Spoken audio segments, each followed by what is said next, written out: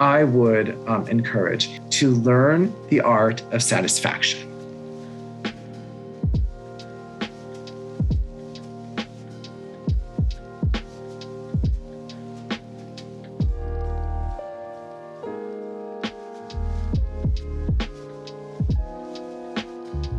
So this is a pair of candlesticks, okay? And I wanna share a story with you that kind of illustrates what I'm talking about.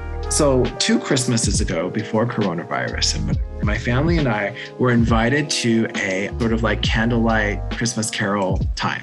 What actually happened in this thing was that I went to a friend's house, they passed around candles, and they were the long, like they weren't the small candles that you kind of just like burn for a little bit. It was like the long candles, okay? The kind that you put on the candlesticks and you put on a table and they burn for hours, right? So they passed them around and we're holding them and we sang for only 30 minutes and then it was like over, right?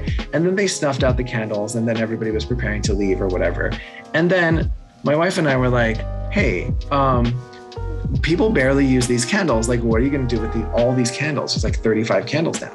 And then they're like, well, you know, I mean, it's over, right? We're just going to throw them away because we don't have any use for them. And in true sort of like Asian fashion, my wife was like, you're going to throw away like 35 perfectly good candles, right? We'll take them. And I was like, we will? We don't have like anything to put them on. You have to like put them on something. And so now in an effort to save the candles or whatever, now we've created this other problem where like we have to like go and like buy candlesticks, right? Because we have nothing to put them on. So then I'm like, I don't know anything about candles. I'm not like that kind of, you know, I don't know anything about them.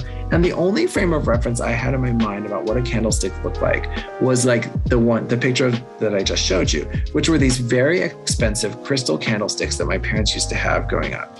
And like, they're from Baccarat. It's this like famous French like crystal company. And I'm like, okay, well, those are the only candlesticks that I know of. And they cost like a crazy, I think they cost like $8,000, right? US. And there was something like I could not ever in my life afford. And I became really stressed out in that moment, right? Because I was like, great, see, look, like now we've created this problem. Now I'm feeling like, wow, I can't afford candlesticks that my parents used to be able to afford.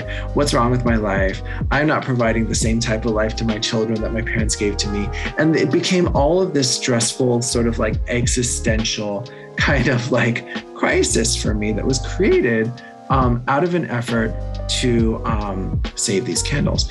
And as we all do, what I did on the drive home was I went on Taobao. And I was like, well, let me just look at what's there. And I found a pair of candlesticks for 15 kwai, okay? So there's quite a difference between 8,000 US and 15 kwai. But I will show you, this was the pair of candlesticks that I ended up with off of Taobao. And I will tell you, when I opened the package, I was like, hey, you know what? These are not half bad. You know, like I can work with this. Right? They're glass, they're not crystal, whatever, right? They're 15 kwai, they're not 8,000 US. But I was satisfied.